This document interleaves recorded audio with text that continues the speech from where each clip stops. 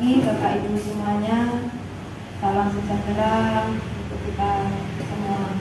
Pertama-tama marilah kita menajatkan puji syukur kehadiran Allah yang Maha Esa, bahwasanya pada pagi hari ini kita dapat bertemu, berkumpul dalam keadaan sehat walafiat. Tak lupa salawat serta salam marilah kita haturkan kepada kita Muhammad Sallallahu Alaihi Wasallam yang kita nantikan syafaatnya di yaumil kiamat nanti. Bapak Ibu, mohon izin terima kasih atas waktu yang diberikan kepada saya selama kurang lebih 1 jam ke depan. Saya akan menyampaikan pengalaman saya sharing dengan panjenengan tentang penerapan budaya positif di sekolah. Kemudian saya terpilih lolos menjadi calon guru penggerak, dan ini termasuk modul 1 dalam LMS guru penggerak.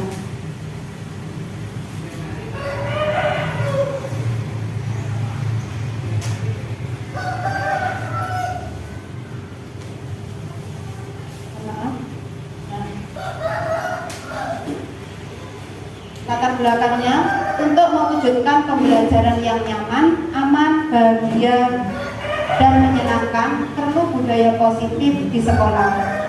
Budaya positif dapat diterapkan mulai dari lingkup kecil, yaitu di kelas. Salah satu cara mewujudkan yaitu dengan membuat keyakinan kelas. Keyakinan kelas dibuat berdasarkan kesepakatan antara murid dan guru yang kemudian ditandatangani dan dilaksanakan dengan penuh tanggung jawab. Dengan demikian budaya positif pun dapat terwujud. Contoh keyakinan kelas yaitu disiplin, tanggung jawab, peduli, sopan santun, saling menyayangi. Tujuannya yaitu membuat nilai keyakinan kelas. Dengan budaya positif dapat membangun keyakinan positif, membangun motivasi intrinsik untuk disiplin diri sesuai dengan keyakinan kelas. Hal-hal yang perlu dipelajari dalam budaya positif yaitu disiplin positif dan nilai-nilai kebajikan universal, teori motivasi, hukuman dan penghargaan, restitusi, keyakinan kelas, kebutuhan dasar manusia dan dunia berkualitas. Restitusi 5 posisi kontrol dan restitusi segitiga restitusi. Disiplin positif dan nilai-nilai kebajikan universal. Selama ini nyun sewu Bapak Ibu, kalau di sekolah misalkan ada anak yang datang terlambat ataupun tidak mengerjakan PR, nah kira-kira kita sebagai guru tindakannya apa ya? Untuk memberi rasa jera kepada anak-anak. Adakah di sini memberi hukuman? Iya.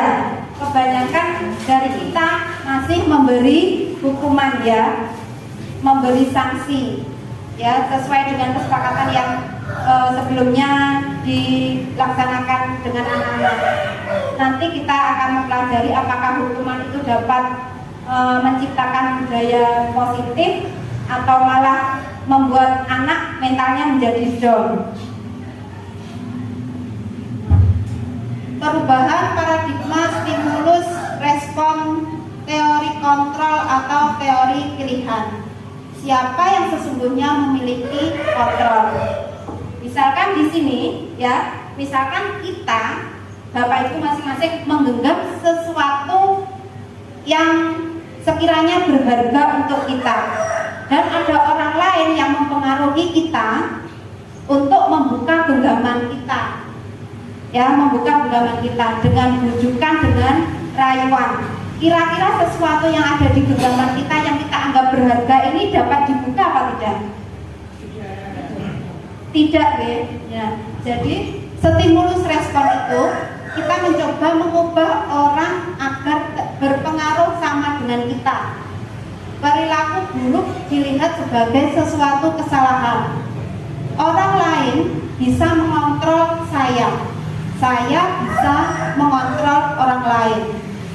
Pemaksaan ada pada saat bujukan gagal. Model berpikir menang atau kalah. Sedangkan teori kontrol atau pilihan, kita berusaha memahami pandangan orang lain tentang dunia. Semua perilaku memiliki tujuan.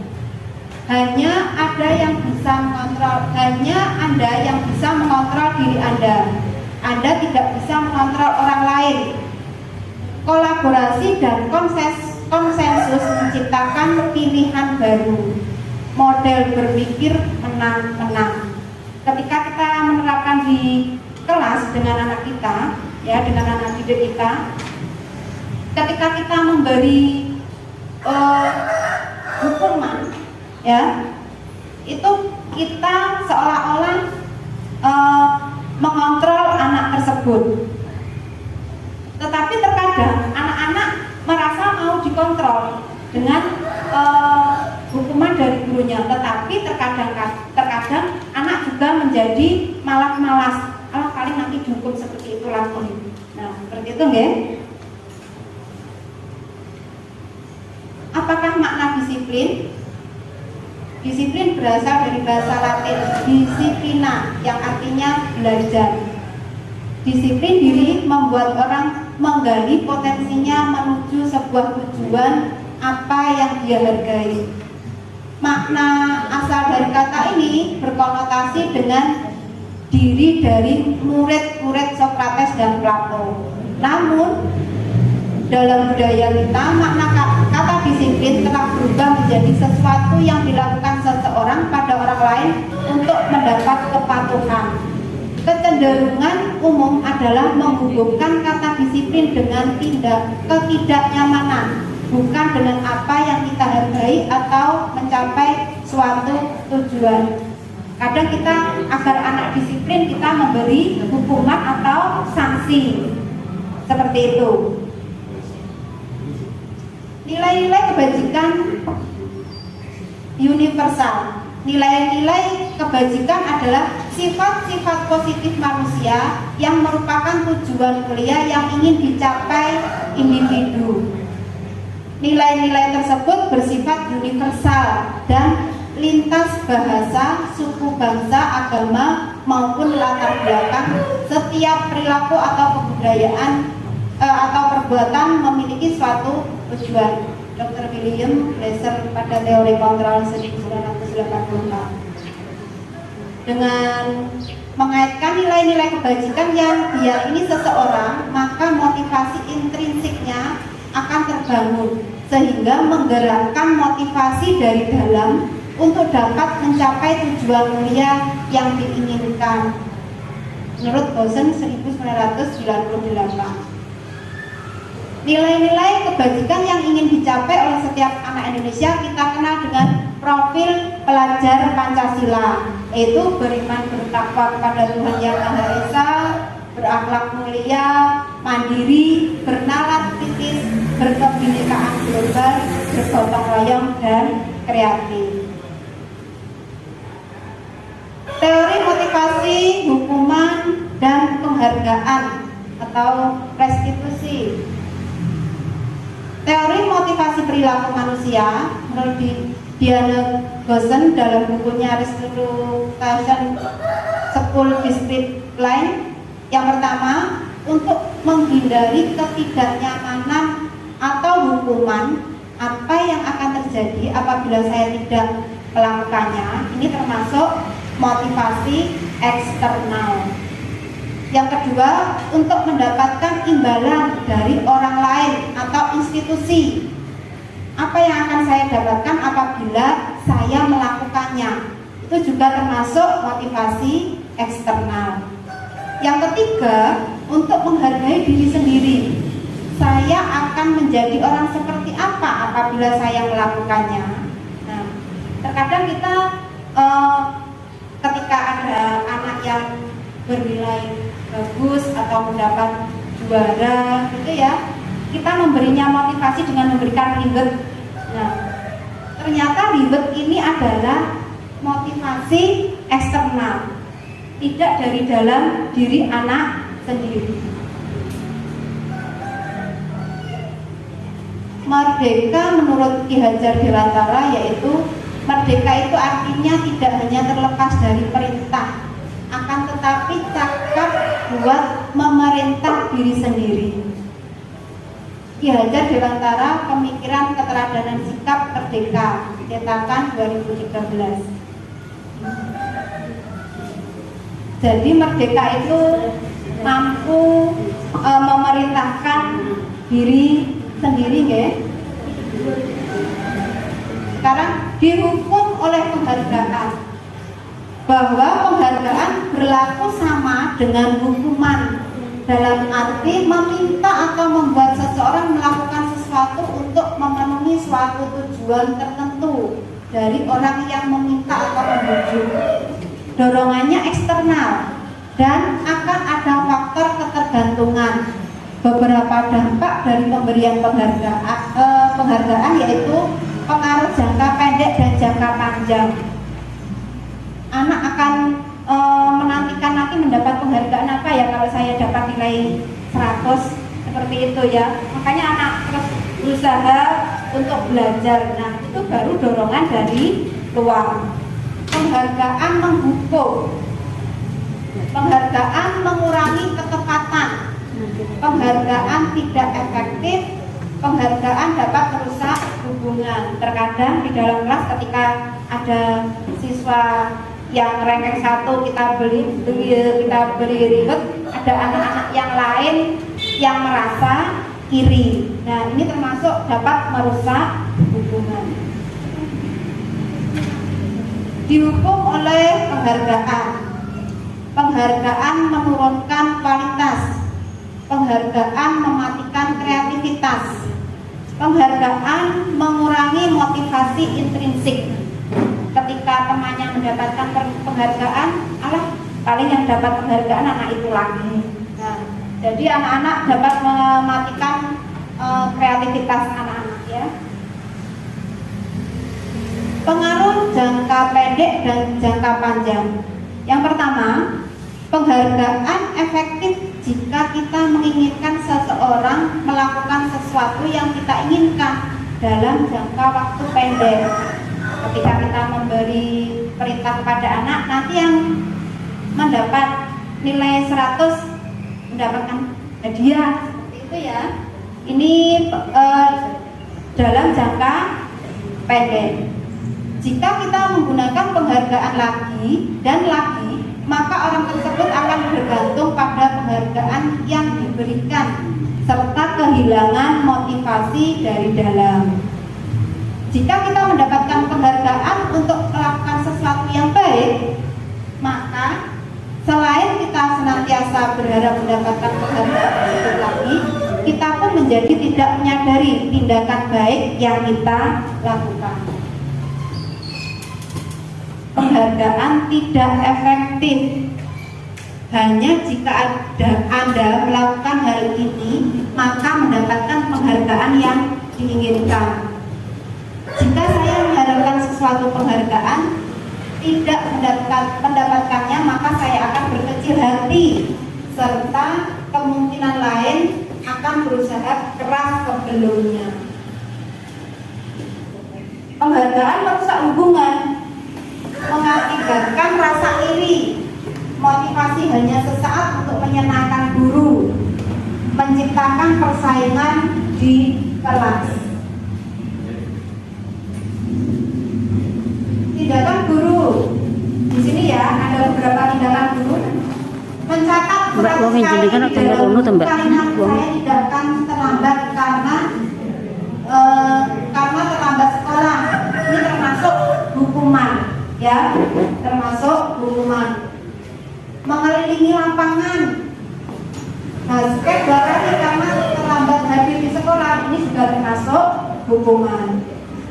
Menggantikan kertas tugas teman yang telah dicoret-coret. Nah, ketika mencoret kertas temannya, dia menggantikan. Nah,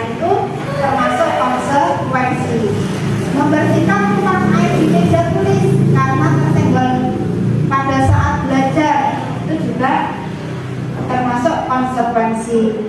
Murid disuruh untuk mengenakan sepatu seharian di sekolah karena tidak mengenakan sepatu hitam, termasuk hukuman. Mengelilingi lapangan basket 2 kali karena terlambat 10 menit untuk pelajaran PJOK, ini termasuk dalam konsekuensi. Hukuman merupakan sesuatu yang menyakitkan harus terjadi, membuat anak sakit fisik maupun hati untuk jangka waktu yang lama. Anak membenci disiplin, anak merasa terpaksa, mendorong anak menyakiti diri sendiri. Konsep ini termasuk konsep diri yang buruk. Anak belajar untuk menyembunyikan kesalahan, marah, rasa bersalah, dipermalukan, merasa tak dihargai. Sedangkan konsekuensi merupakan sesuatu harus terjadi, membuat anak merasa tidak nyaman dalam jangka waktu pendek. Anak menghargai disiplin. Stimulus tanggapan.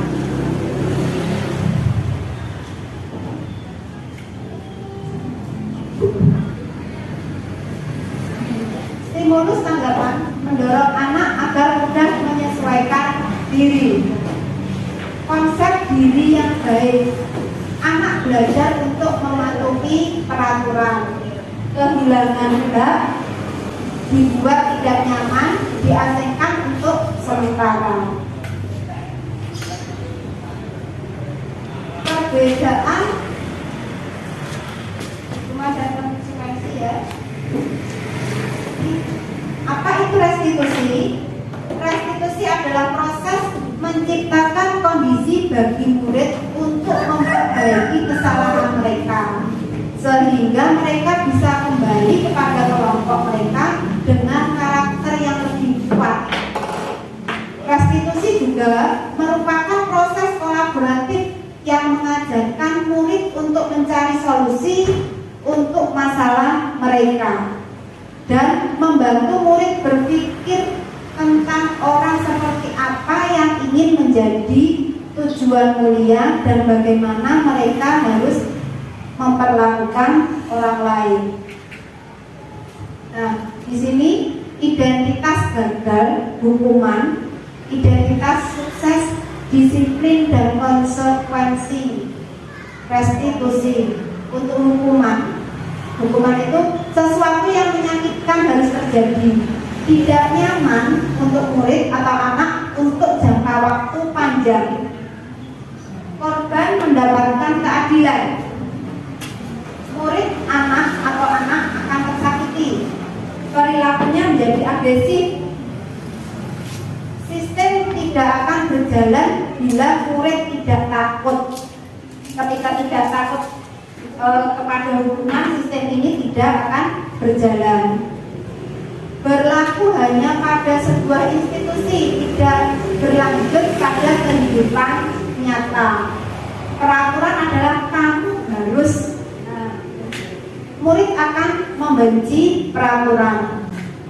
Sedangkan konsekuensi itu sesuatu harus terjadi, tidak nyaman untuk murid atau anak untuk jangka waktu pendek. Korban bisa diabaikan, murid atau anak dibuat tidak nyaman. Penguatan hanya bertahan dalam jangka waktu pendek, memerlukan monitoring dan supervisi terus-menerus dari guru. Membantu penerapan mengikuti peraturan dalam masyarakat. Apa peraturannya? Mampukah kamu melakukannya? Terima kasih. Murid atau anak menghormati peraturan.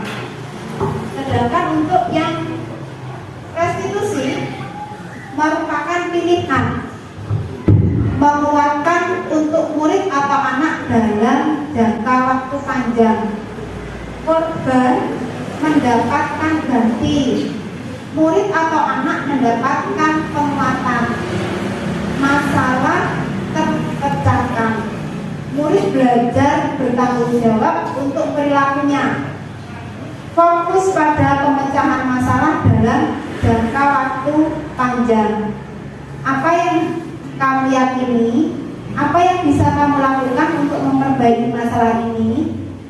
Murid atau anak menghormati dirinya sendiri dan orang lain.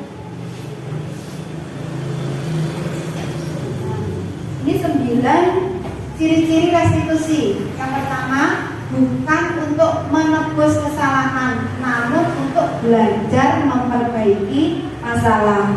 Yang kedua, memperbaiki hubungan, tawaran bukan paksaan.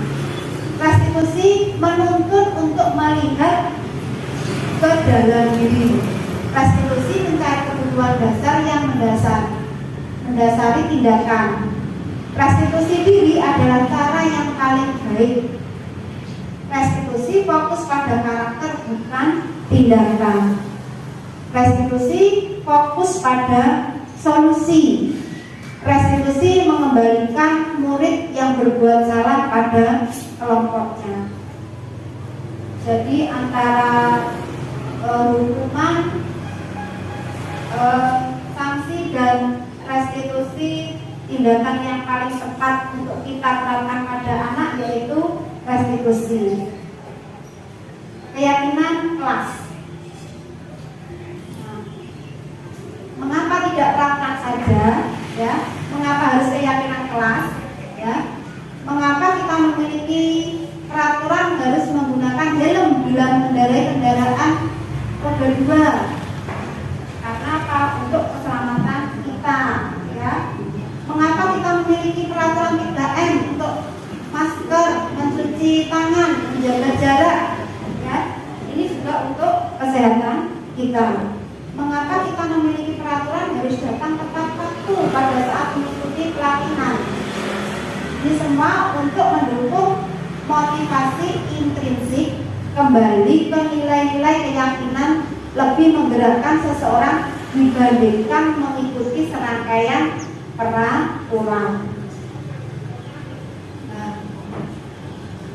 Peraturan kelas. Nah, peraturan kelas itu kesepakatan yang kita buat antara siswa dan guru. Dari peraturan kelas ini, ya, dari peraturan kelas ini akan membentuk keyakinan kelas. Ketika anak sudah melaksanakan peraturan kelas dan keyakinan kelas, lingkungan menjadi positif, menjadi budaya positif di lingkungan kelas ataupun di sekolah.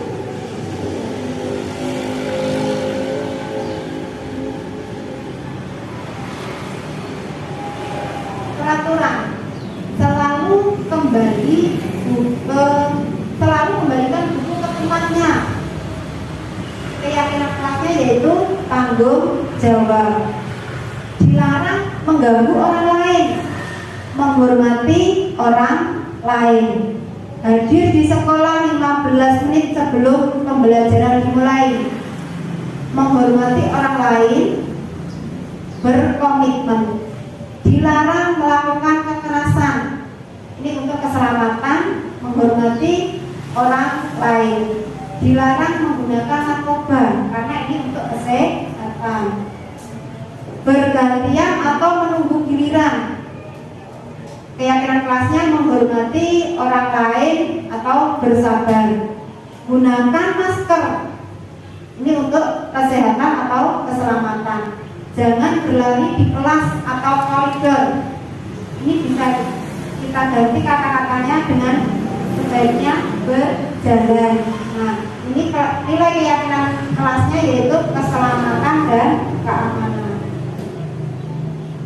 Kebutuhan dasar manusia dan dunia berkualitas. Kebutuhan dasar manusia yaitu yang pertama bertahan hidup, kasih sayang dan rasa diterima, penguasaan, kesenangan dan kebebasan. 5 posisi kontrol. Yang pertama yaitu penghukum, pembuat orang merasa bersalah sebagai teman, pemantau, dan manajer. Ketika menjadi penghukum, posisi penghukum, guru berbuat menghardik, menunjuk-nunjuk, menyakiti, menyindir. Sedangkan berbuat orang merasa bersalah, berceramah dan mengatakan seharusnya ibu kecewa.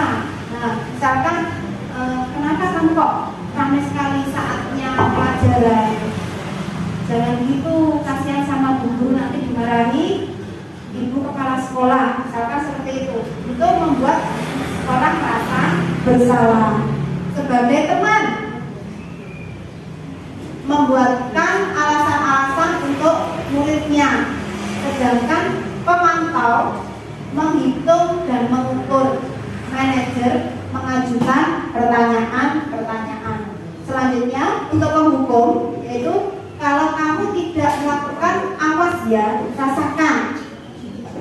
Membentak, menyalahkan orang lain, berbohong, murid meletakkan guru di luar dunia berkualitas.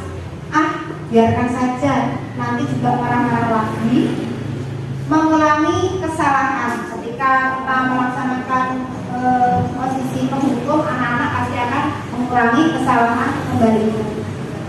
Membuat orang bersalah, kamu seharusnya sudah tahu, ibu lebih sekali menggunakannya. Ibu stres, membuat ibu stres, seperti itu. Murid meletakkan guru di dalam dunia berkualitas. Maafkan saya. Jadi murid merasa rendah diri. Sebagai teman, ya, ayolah lakukan demi ibu. Masa kamu tidak mau? Ingat, ibu pernah membantu kamu. Menjadi anak jadi ketergantungan. Murid meletakkan guru sebagai orang yang sangat penting di dunia berkualitas. Saya pikir bapak atau ibu teman saya, ternyata begitu. Ini menjadi anak kecewa, ya, lemah, tidak mandiri dan tergantung. Sedangkan pemantau, ya, apa itu peraturan? Menyesuaikan diri bila diawasi. Ya, ketika anak-anak kita beri tugas dan kita mendapatkan tugas lain, ditinggal ke kantor sebentar, anak-anak sudah ramai. Nah, jadi anak-anak menyesuaikan diri. Ketika kita datang ke kelas lagi, mereka menyesuaikan diri. Oh, ada guru langsung diam. Nah, itu anak-anak menyesuaikan diri bila diawasi. Murid meletakkan guru, peraturan dan hukum di dunia berkualitas. Berapa banyak kita yang sudah saya peroleh, berapa halaman yang harus saya tulis, ya, menitikberatkan pada sanksi atau hadiah untuk dirinya dan kepada murid, ya. Sedangkan untuk posisi manajer mengajukan pertanyaan-pertanyaan, apa yang kita yakini, apa yang bisa kita kerjakan untuk memperbaiki masalah ini, menguatkan pribadi. Murid meletakkan diri sebagai individu yang positif dalam dunia berkualitas. Bagaimana cara saya bisa memperbaiki keadaan, mengevaluasi diri, bagaimana cara memperbaiki diri. Dari kelima posisi kontrol ini, kira-kira mana yang lebih tepat kita terapkan di kelas kita? Posisi penghukum, pembuat orang merasa bersalah, teman, pemantau, apakah manajer? Manajer, ya. Yang lebih tepat manajer, ya. Kita mengadakan pendekatan kepada anak, ya, agar anak mengetahui kesalahannya, kekurangannya, dan memperbaikinya. Segitiga restitusi. Nah, ini contoh segitiga restitusi, ya. Yang pertama, tindakan yang pertama dalam segitiga restitusi yaitu menstabilkan identitas. Ketika anak berbuat salah, ya, setiap orang pasti pernah melakukan kesalahan. Kamu bukan satu-satunya yang pernah melakukan ini. Kemudian setelah menstabilkan identitas, yaitu validasi kebutuhan. Ketika anak yang terlambat, ya, validasi kebutuhannya kita tanya kenapa kok bisa terlambat. Kemudian menanyakan keyakinan, nilai-nilai yang telah disepakati kira-kira melanggar keyakinan yang disepakati atau tidak. Selanjutnya kita cari solusinya agar anak tersebut tidak terlambat lagi. Menstabilkan identitas untuk membuat anak yang merasa gagal karena berbuat salah menjadi positif terhadap dirinya. Ya. Kemudian validasi kebutuhan, membantu murid mengenali basic kebutuhan dasar yang ingin dipenuhinya ketika melakukan kesalahan. Contoh kata-katanya yaitu apa yang penting bagi kamu, apa yang kamu bisa lakukan dengan lebih baik besok lagi, maukah kamu memperbaiki diri kamu. Nah itu pada posisi validasi kebutuhan. Selanjutnya yaitu menanyakan keyakinan. Anak melihat kesalahannya dihubungkan dengan norma sosial dan nilai-nilai yang mendasari manusia berinteraksi dengan orang lain.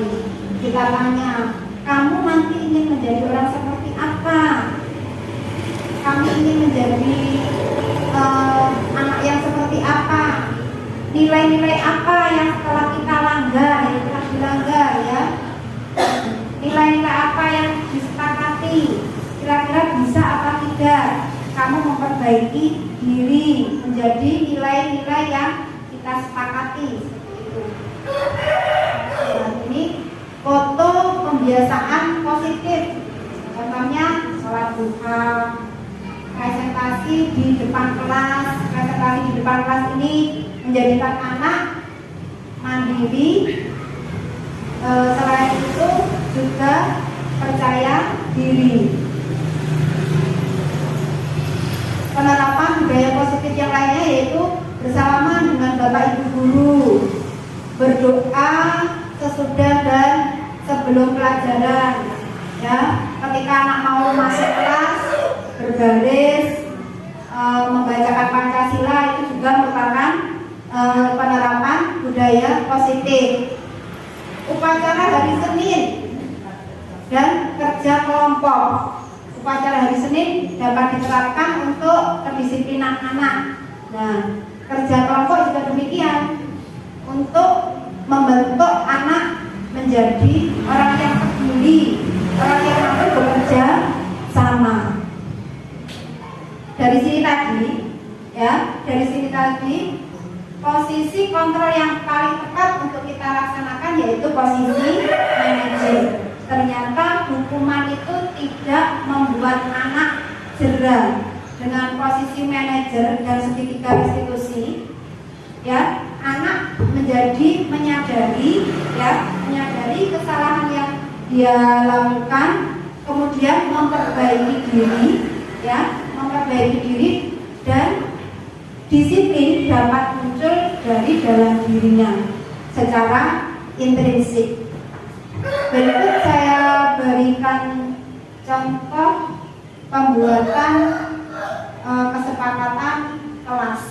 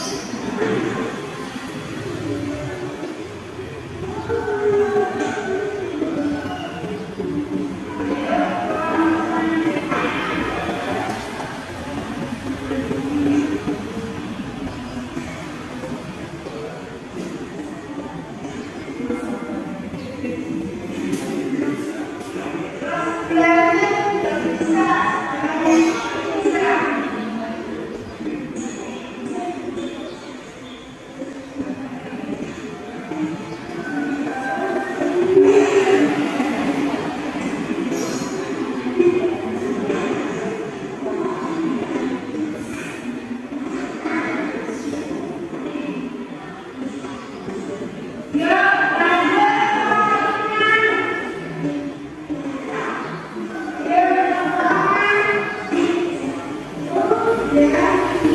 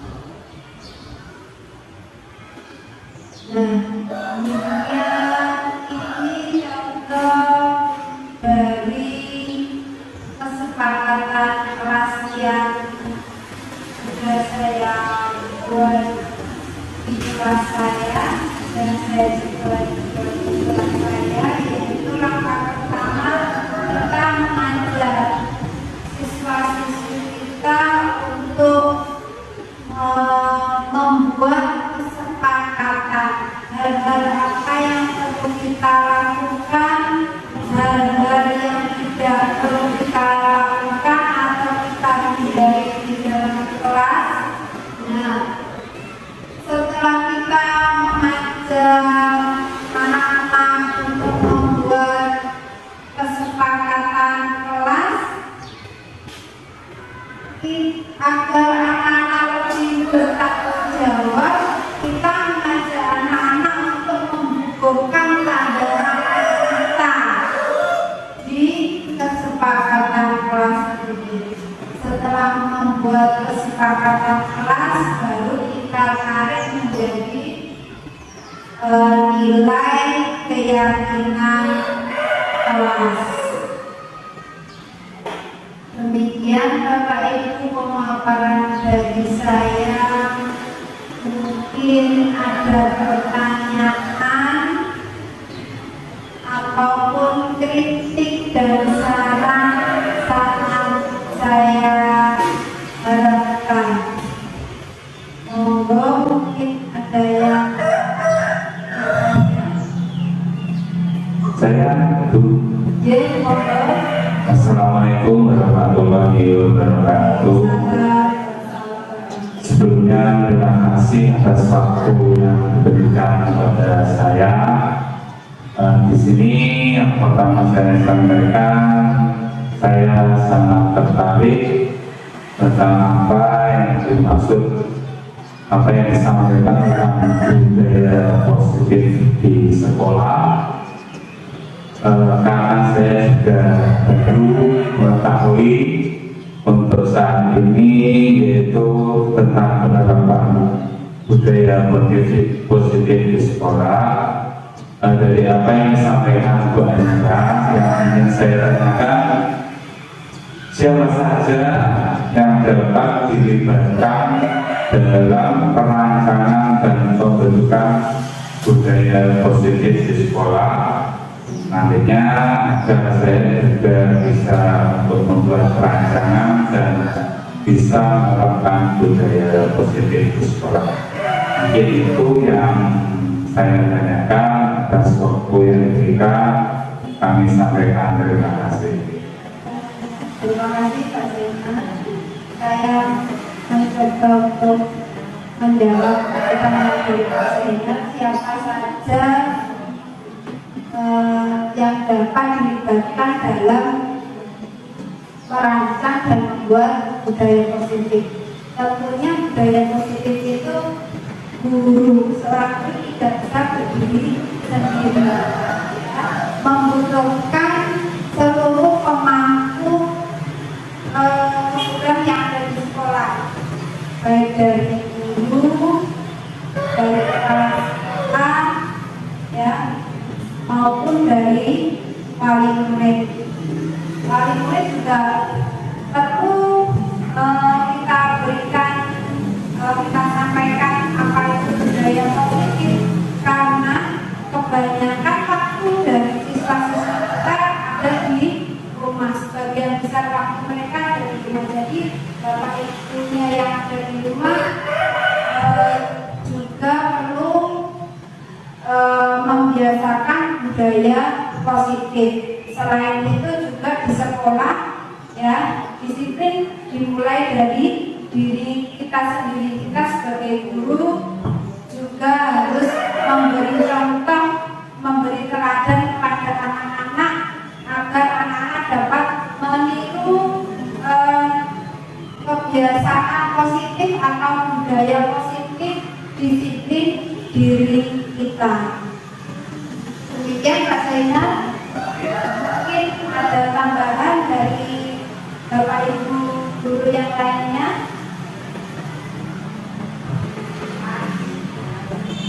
Sudah. Terima kasih. Terima kasih waktu yang telah diberikan kepada saya, kurang lebihnya dalam penyampaian saya ada kesalahan atau kata yang kurang berkenan, saya mohon maaf yang sebesar-besarnya. Saya akhiri, wassalamualaikum warahmatullahi wabarakatuh.